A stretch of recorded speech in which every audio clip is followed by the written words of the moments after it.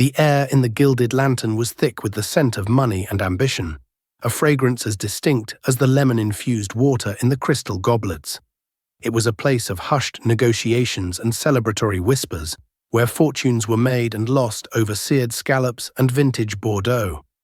Alistair Finch, CEO of Finch Innovations, breathed it in like oxygen. He sat at the center of the restaurant's most coveted table, a predator in his natural habitat. His suit was a razor-sharp testament to Italian tailoring, his watch a constellation of Swiss precision on his wrist. Everything about him was curated, controlled, and crushingly expensive. His gaze, cold and analytical as the processes his company designed, swept the room and landed on a smudge in his perfect picture. A waitress. She moved with a quiet efficiency that should have rendered her invisible, but her attire made her stand out like a weed in an orchid garden. She wore the standard black uniform, but over it a faded charcoal grey cardigan. It was meticulously clean, but the elbows were worn thin, threatening to fray, and a small, neat patch of darker thread was visible on the left shoulder. It was an heirloom of poverty, a relic of a life lived far from the gleaming towers of Finch Innovations. Ilara Vance felt his eyes on her, a familiar prickle of judgment she had learned to endure. She kept her own eyes down, focusing on the weight of the silver tray in her hands, the precise placement of a water glass, the silent refilling of a breadbasket. The cardigan was her father's. It was the last thing he'd been working on mending before the accident, and it still held the faint, comforting scent of him, old books and Earl Grey tea. It was her armor and her memory, and she would not be ashamed of it. Marcus, Alistair murmured to his vice president of operations, a man whose smile was as polished and empty as his loafers. Alistair didn't bother to lower his voice. Look at that. Can you believe they allow that in a place like this? It's a health and safety violation. That thing is probably shedding threads into the consommé. Marcus Thorne chuckled, a practiced sycophantic sound. I'll have a word with the manager, Alistair. Unacceptable. Don't bother, Alistair sneered, a cruel twist to his lips. He raised his voice just enough for Ilara, who was now at the adjacent table, to hear every clipped syllable. Some people just don't have the sense to know their place. You can't polish a stone and expect it to become a diamond. It just becomes a wet, pathetic-looking rock. The words struck Ilara like a physical blow. A flush of heat crept up her neck, a hot, stinging shame. She felt the eyes of the other patrons, the pity, the faint disgust. She straightened her shoulders, the worn wool of the cardigan a familiar weight. She took a slow, deliberate breath, refusing to give him the satisfaction of seeing her crumble. She was a stone, yes, unpolished perhaps. But stones were ancient and strong. They endured. Diamonds, for all their fire, could be shattered with a single, well-placed strike. She placed a water glass on the table with a hand that was miraculously steady. The soft clink against the linen, the only sound in the sudden taut silence. Alistair Finch watched her, a smirk playing on his lips, enjoying his casual cruelty. He had no idea the stone he was mocking was about to shatter his entire world. The arrival of Mr. Kenji Tanaka was an event. A quiet ripple of deference spread from the maitre d' through the dining room. He was a man who commanded respect, not through volume, but through a profound stillness. He was older, dressed in a simple but exquisitely cut dark suit. His movements economical and precise. He carried an aura of old-world honor that made Alistair Finch's modern, aggressive brand of power seem brutish and unsophisticated. "Finch-san," Mr. Tanaka said, bowing slightly. His English was perfect, accented with a musicality that belied the sharpness of his mind.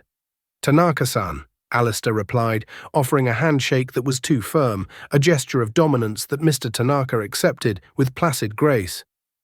"Welcome. I trust your journey was pleasant." "It was efficient," Mr. Tanaka replied, his eyes taking in the opulent surroundings, then briefly, thoughtfully, landing on Ilara as she cleared away the initial service plates. He gave her a small, almost imperceptible nod of acknowledgement, a gesture of respect for her labor that Alistair would never have considered. The lunch was a carefully choreographed dance of power. Alistair spoke of synergy and disruption, of market share and next-generation processing power. He unboxed his latest creation with a flourish, a sleek pen-like device he called the Very Sign. "No more paper contracts, Tanaka-san. No more ink. This is the future," Alistair declared, his voice booming with manufactured passion. The Very Sign uses a proprietary retinal scanner embedded in the nib. You look into it, it verifies your biometric identity against a secure server, and it executes the contract with a digital signature that is cryptographically impossible to forge. It is security. It is progress. It is the Finch Innovations way. He demonstrated, aiming the pen at his own eye. A soft blue light emanated from the tip, and a pleasant chime echoed from his tablet on the table. His signature, a jagged, arrogant scrawl, appeared on the screen. Mr. Tanaka watched, his face impassive. "A fascinating toy, Finch-san." The word toy hung in the air, a subtle dismissal that pricked Alistair's ego. "It's hardly a toy, it's the most secure transaction system on the planet." "Security," Mr. Tanaka mused, steepling his fingers. "Is security found only in machines, in algorithms, or is it found in character, in a man's word?" The conversation was veering into philosophical territory Alistair had no patience for. He wanted to talk numbers, logistics, profits. He wanted the deal signed. This merger with Tanaka Corp's microchip division would cement Finch Innovations as the undisputed global leader. It was everything he had worked for, schemed for, and crushed others for. Ilara moved around them, a ghost in a grey cardigan. She refilled Mr. Tanaka's tea, her movements fluid and unobtrusive. He thanked her softly in Japanese, "Arigato," and she replied with an equally soft, "Dao itashimashite." Without thinking, the Japanese words left her lips as naturally as breath, a remnant of a life she kept locked away. Alistair didn't notice. He was too busy steering the conversation back to the digital and the profitable. But Mr. Tanaka noticed. His gaze followed Ilara for a moment longer, a flicker of curiosity in his dark eyes. He saw the worn-out cardigan, yes, but he also saw the quiet dignity in her posture, the intelligence in her downcast eyes, and now he had heard a hint of a hidden skill. Alistair Finch saw a pathetic rock. Kenji Tanaka was beginning to see the glint of something more. The meal concluded, and the moment of truth arrived. Marcus Thorne slid the tablet across the polished mahogany table. The multi-billion-dollar agreement was displayed in stark digital text, page after page of legalese. All that remained was the final assent. "The final clause, Tanaka-san," Alistair said, his voice tight with anticipation, "is a customary formality from your side, a gesture of goodwill. Once we accept it, we can sign." On the screen, a new line of text appeared. It was not English. It was a single vertical line of elegant, flowing Japanese characters. Alistair smiled condescendingly. "Not a problem. My integrated translation software can handle it in a nanosecond." He tapped a button on the screen. The software whirred for a moment, and then a translation appeared beneath the Japanese text. "The ancient pond reflects a silent moon." Marcus Thorne chuckled. "Poetic. A bit quaint, but charming." "It's an acceptance, Alistair." Alistair nodded, satisfied. "Excellent. A simple proverb to seal the deal." But Mr. Tanaka did not move. He simply watched Alistair, his expression unreadable. "Is that what your machine tells you it means, Finch-san?"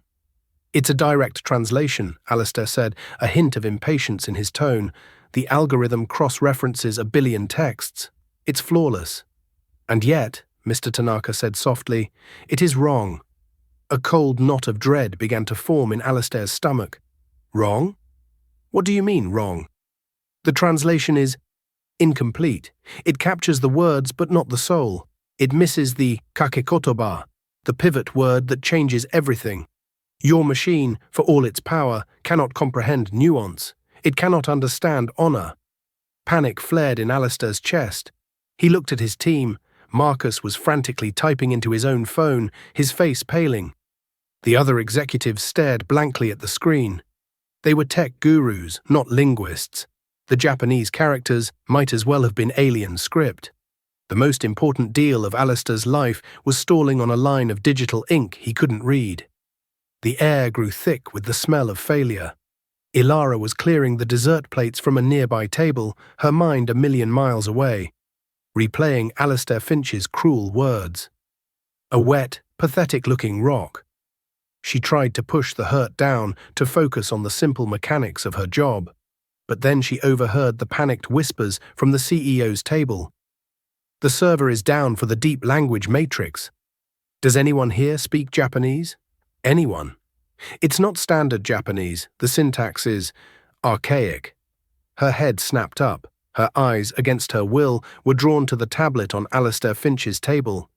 She could see the elegant vertical script from across the room, and her heart stopped. It wasn't just archaic. She knew those characters. She knew their rhythm, their weight, their hidden depths.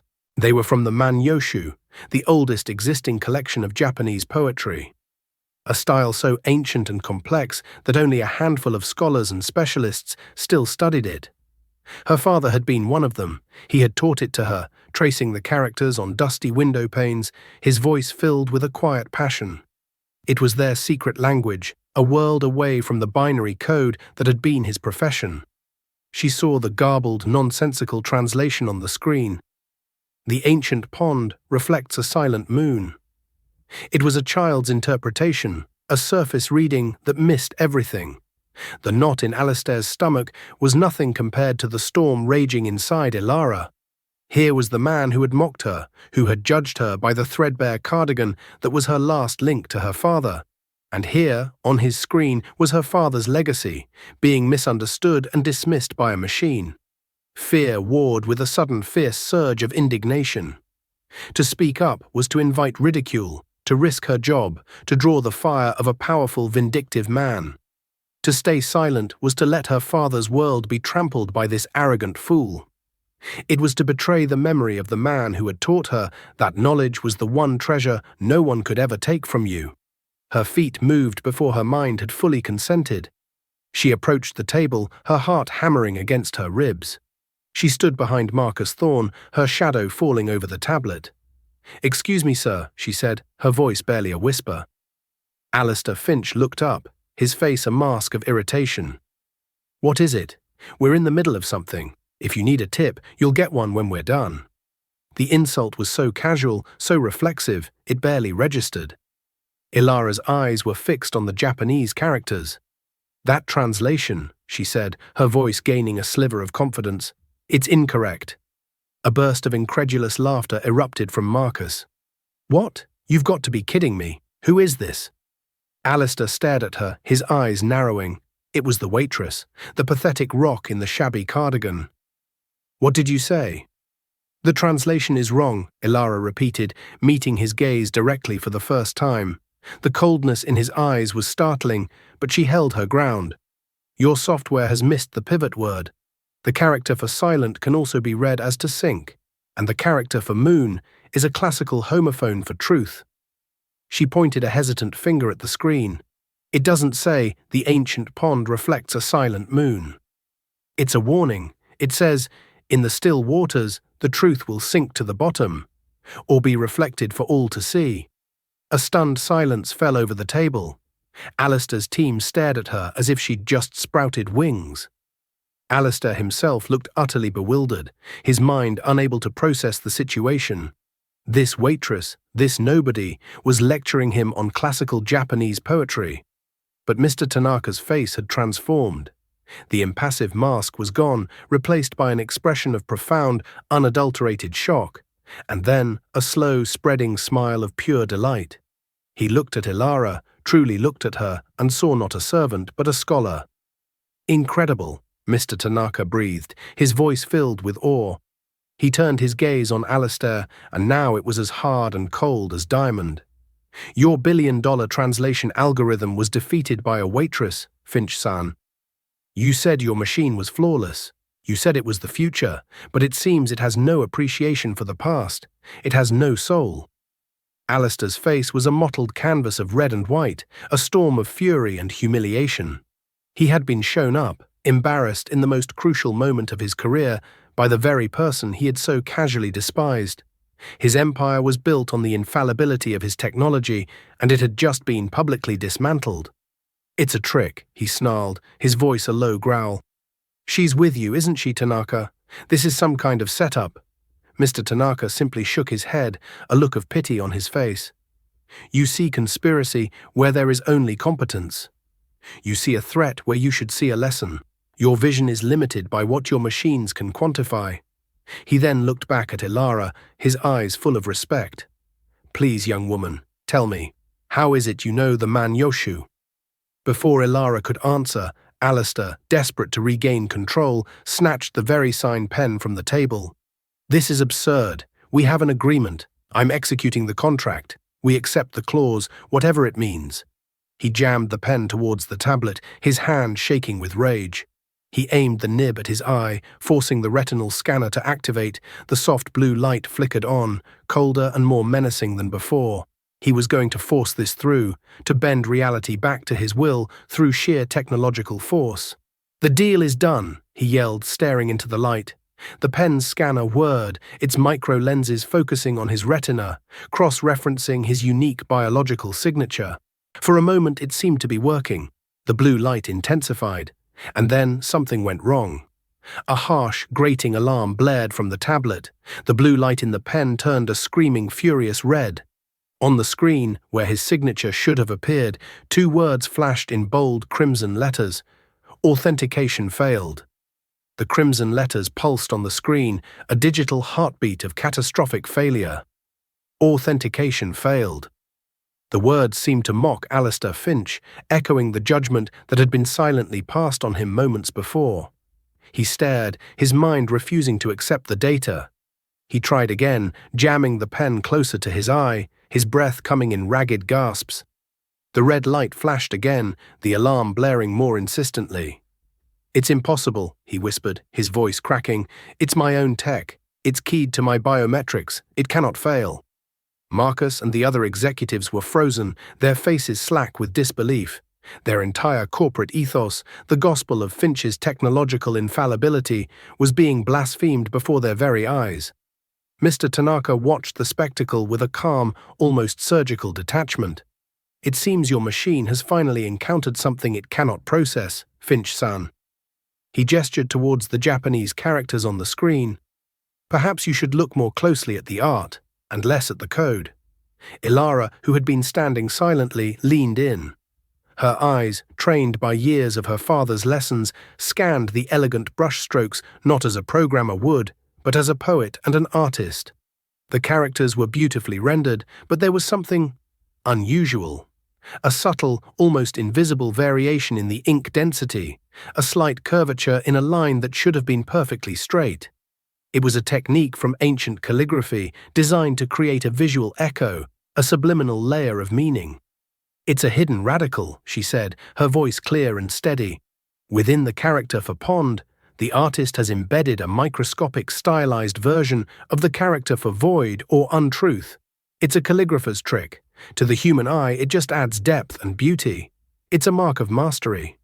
She looked from the screen to the flashing red pen. But a scanner isn't looking for beauty. It's looking for patterns. It would read that hidden character as a data anomaly. A corruption in the image file. It would see the text not as a poem, but as a flawed code. It would fail the security check because the text itself is designed to reject a purely mechanical reading. The truth landed in the room with the force of a physical impact. This wasn't a glitch. It was a test, a deliberate, ingenious trap laid for a man who put his faith entirely in machines. Mr. Tanaka had presented a contract that could only be understood and ratified by a human heart and a human mind. Alistair Finch, with his billion-dollar algorithm and his biometric scanner, had failed on both counts. He had brought a calculator to a poetry recital. Alistair finally lowered the pen, his arm falling to his side as if it weighed 1,000 pounds. The fight had gone out of him, replaced by a hollow, echoing emptiness. He had been so certain of his superiority, of the clean, logical power of his technology.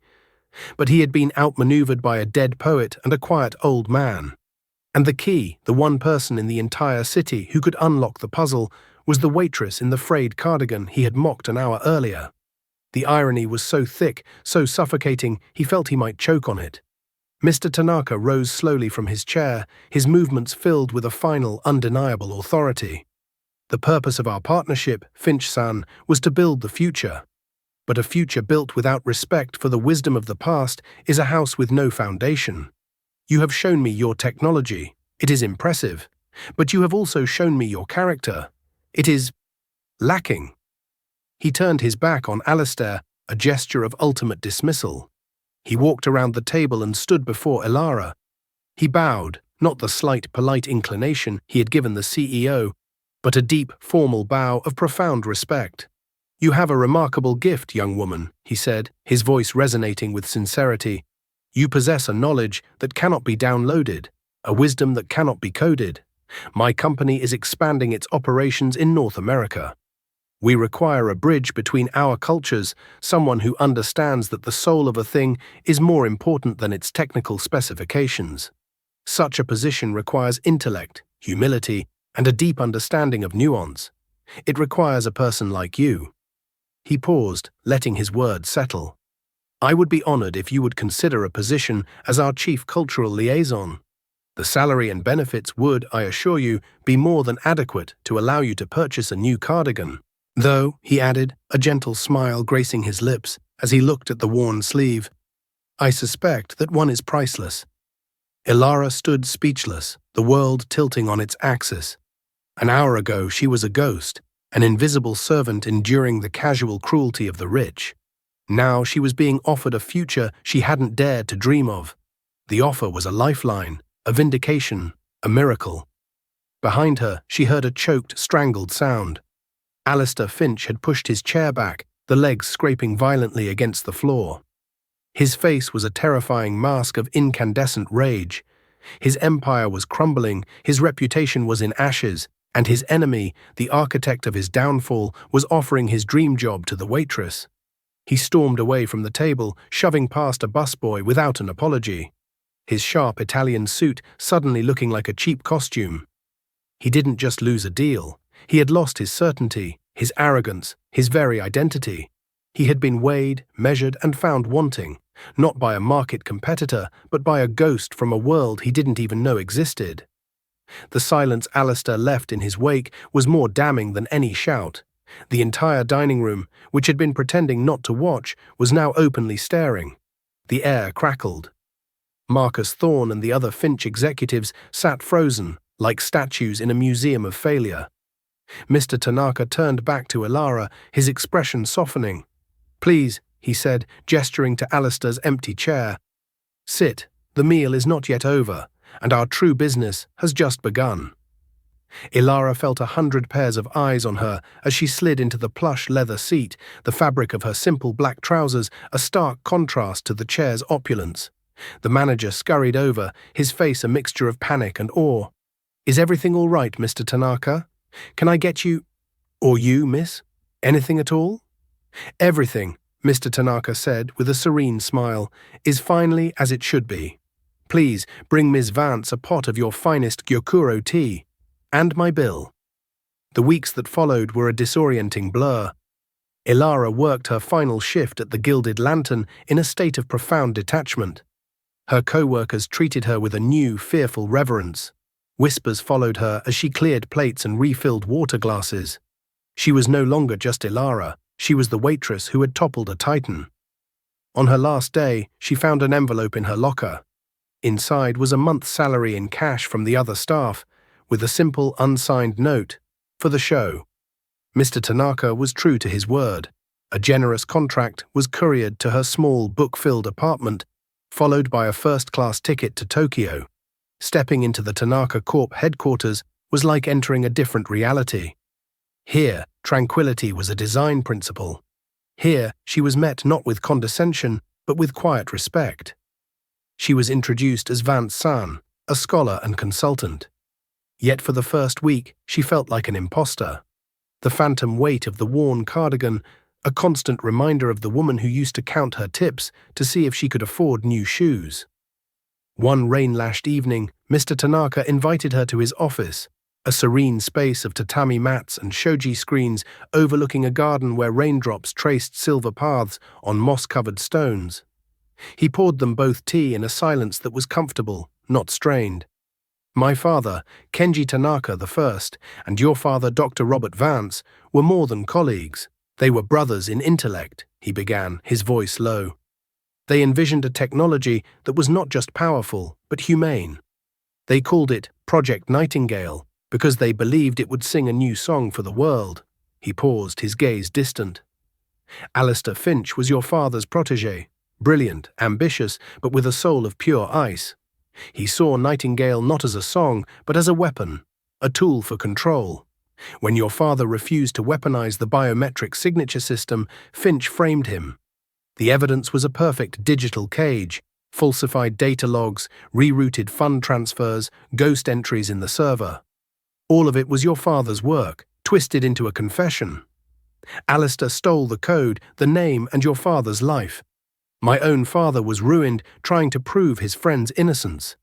He died with this dishonor weighing on his soul. He left me with a single mandate: find the truth.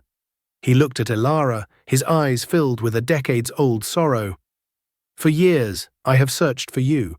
When Finch, in his boundless arrogance, approached us for a merger, I saw the hand of fate. I designed the test at the restaurant as a long shot, a 1 in a billion chance. The poem was a private motto between our fathers, their toast to a future built on truth. I never imagined fate would not just provide the key, but place the keymaker at the very same table. The story settled over Elara, a cloak of impossible destiny. This wasn't an accident. It was a reckoning. A cold fury, clean and sharp, burned away the last vestiges of the timid waitress. There is more, Tanaka said, his voice hardening. My father, fearing betrayal, created a final encrypted backup of Nightingale. He called it the Truth Archive. The decryption key is not a password, it is a passphrase. A single line of poetry from the Man Yoshu. Elara's heart hammered. The puzzle was complete. Let me guess, she said, her voice a blade of ice. The key is about a pond and a moon, and a truth that is finally being reflected. A slow, grim smile touched Kenji Tanaka's lips. Precisely.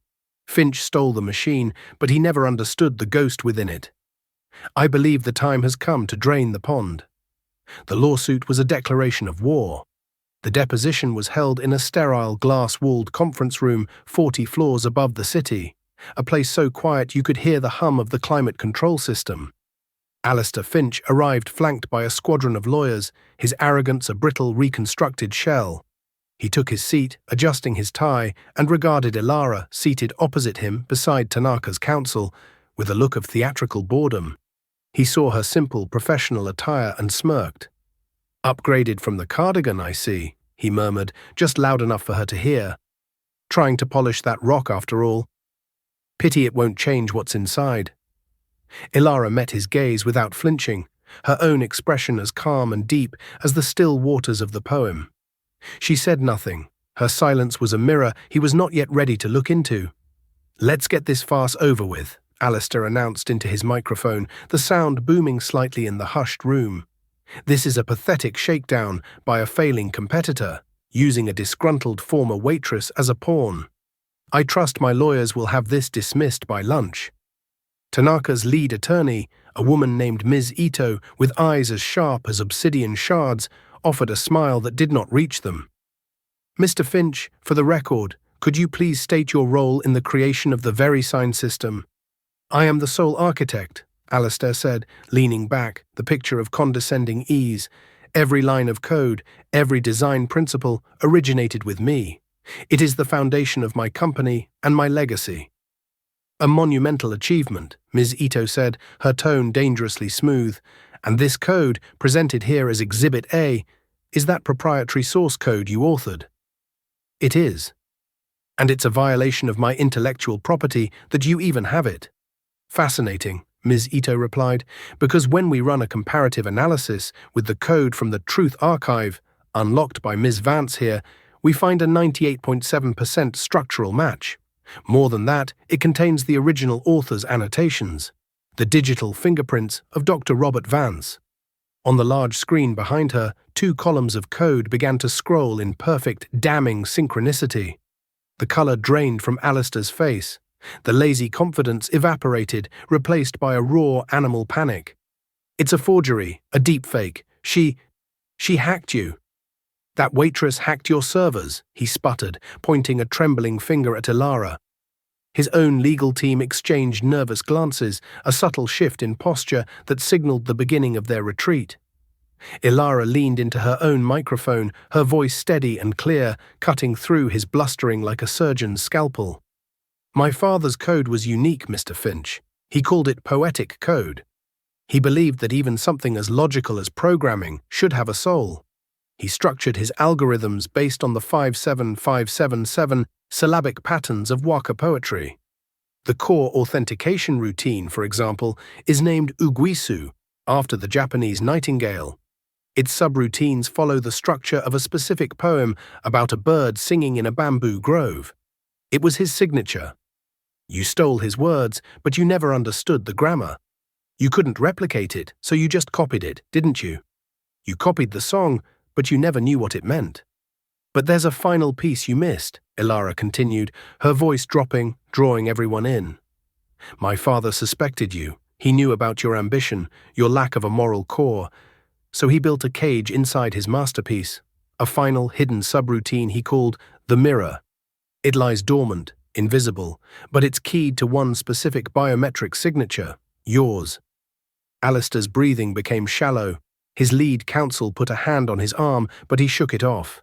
The man's face was ashen. He could see the abyss opening before them. The mirror was designed to activate the first time your retinal signature was used to authorize a contract containing the hidden character for untruth, Ilara explained, her eyes locked on his. That happened at the Gilded Lantern. When your machine failed, it wasn't just a simple authentication error. You didn't just fail a test, Mr. Finch. You sprang the trap. You triggered the mirror. Ms. Ito gestured to a technician who typed a command. A new window opened on the screen. It was a live feed of Finch Innovations' secure server status. A progress bar, glowing red, was at 99%. Below it, a line of text read, Decryption and Public Release Protocol. Active. For the past several weeks, Ms. Ito stated calmly, your own biometric signature has been working to decrypt every sensitive file on your servers. Your manipulated financial records, the original Nightingale data you tried to delete. Your communications about framing Dr. Vance. It's all being prepared for a public data dump. My father, she glanced at Mr. Tanaka, and her father, she nodded to Ilara, believed in truth above all. Your own machine is about to deliver it. Alistair stared at the screen, his mouth agape. The trap wasn't just that he couldn't sign the deal, it was that in trying to sign it, he had signed his own death warrant. He had personally authorized the complete and total destruction of his life's work. His ultimate tool of security had become his ultimate weapon of self-destruction. This is insane, he finally shouted, his voice cracking, the sound of a diamond shattering. You're a nobody. You served me Seabass a month ago. Yes, I did, Ilara said, her voice now a whisper that carried more weight than his shouts. The room was so still, her words seemed to hang in the air. And you called me a pathetic rock. You were half right. I am a rock, the bedrock, in fact. The one you built your stolen empire on, and now the foundation is cracking. The progress bar on the screen hit 100%. A single word appeared. Complete. Alistair lunged. It wasn't a calculated move, it was a primal scream of a man watching his world burn. He vaulted across the mahogany table, scattering legal pads and overturning a pitcher of ice water that sheeted across the polished wood like a frozen tear. His face was contorted in a mask of pure hatred, a caged animal realizing the trap had sprung. You will not destroy me. His own lawyers grabbed him, their faces a mixture of shock and professional horror. He thrashed in their grip, his $1,000 suit rumpling, his tie askew. The illusion of the untouchable CEO was gone, replaced by a desperate, flailing man. The deposition was over. The war was won. The data dump was not a quiet affair. It was a digital tsunami. The moment the protocol completed, automated alerts pinged the servers of every major news outlet and financial regulator on the planet. For a moment, there was digital silence, and then chaos erupted. On every financial news network, the ticker for Finch Innovations, FNCH, froze. then vanished, replaced by a stark, trading halted. On-screen analysts, moments before discussing market trends, were now staring at their tablets with wide, disbelieving eyes. The released files were a masterclass in corporate malfeasance. There were the original, unaltered schematics for Project Nightingale, time-stamped and digitally signed by Dr. Robert Vance. There were Alistair's personal emails, outlining in cold, precise language the plan to frame his mentor. There were two sets of books, the gleaming, fraudulent version presented to shareholders, and the real one, a spiderweb of offshore accounts and illegal transfers. Marcus Thorne, watching the news from his minimalist penthouse, saw his name in a headline connecting him to the fraud and felt his blood turn to ice. He didn't hesitate.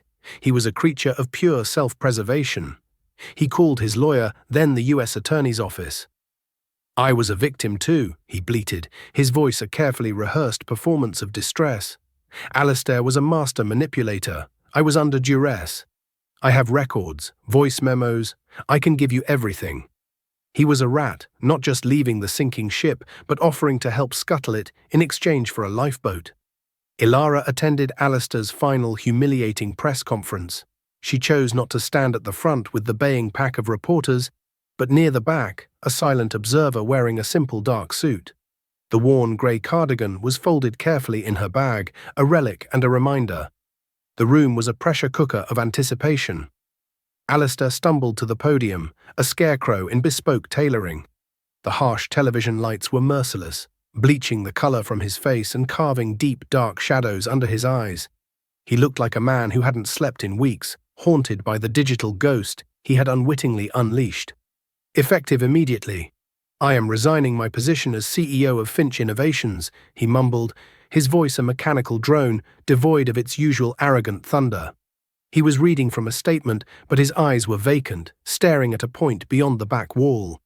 A reporter from the Wall Street Journal shouted the first question. "Mr. Finch, is it true that the core technology of your company was stolen from your late mentor, Dr. Robert Vance?" Alistair flinched as if struck. The name hung in the air, a name he had worked so hard to bury. He didn't answer. Another voice, sharp and accusatory.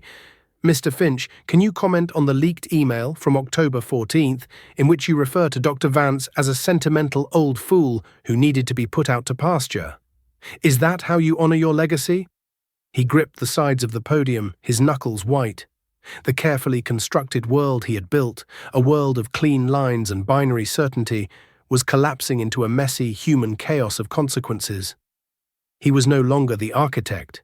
He was just another piece of failing hardware. As his lawyers tried to end the conference, pushing him away from the microphones, his vacant eyes swept the room in a final desperate search for something. An anchor, an explanation. For a single soul-searing moment, they locked with Ilara's. In that instant, recognition dawned, but it was more than that. It was a complete, horrifying understanding. He saw her, not just the witness, not just the victor, but the waitress, the smudge, the rock, the ghost of the man he had destroyed, and the architect of his own ruin, all embodied in one quiet woman. He saw the truth reflected in her calm gaze, a truth he could no longer deny or dismiss with a sneer. A choked, guttural sound escaped his lips, the sound of a system crashing before he was swallowed by the crowd of flashing cameras that sounded like a swarm of angry insects. He had been so consumed by his own reflection that he could no longer see the world. Now, in his final moment of clarity, he saw the truth, and it utterly broke him. Months later, Tanaka Corp and the newly established Vance Foundation for Ethical Technology, with Ilara as its chairwoman, released the Nightingale Code to the world as an open-source project. In a press release, she wrote herself, Ilara stated, "Technology should be a bridge, not a cage. This is my father's true legacy." It was a tool for connection, not control. One crisp autumn afternoon, Ilara stood on the balcony of her apartment in a quiet district of Tokyo, overlooking a tranquil park, not a glittering skyline. A package had arrived. Inside, nestled in black silk, was a single beautiful object. A fountain pen, its body crafted from dark, aged cedar that felt warm and alive to the touch, its nib a gleaming sliver of gold. A small, handwritten note from Mr. Tanaka was tucked beside it. It read, A tool for a poet, for writing the next verse. The truth is reflected. KT. She held the pen, its organic warmth a stark contrast to the cold, dead metal of the VeriSign. It was not a device for verification, but for creation. She thought of her father, of his legacy, stolen and now restored. She thought of the quiet girl in the frayed cardigan, a girl who had learned to endure, and how the deepest knowledge and the truest strength are often found in the places no one bothers to look. Alistair Finch had seen a pathetic rock to be kicked aside. He never understood that some rocks, under immense pressure and over long years of silence, become the bedrock upon which new worlds are built. She was no longer a footnote in someone else's story. She was Ilara Vance, and she was finally ready to write her own.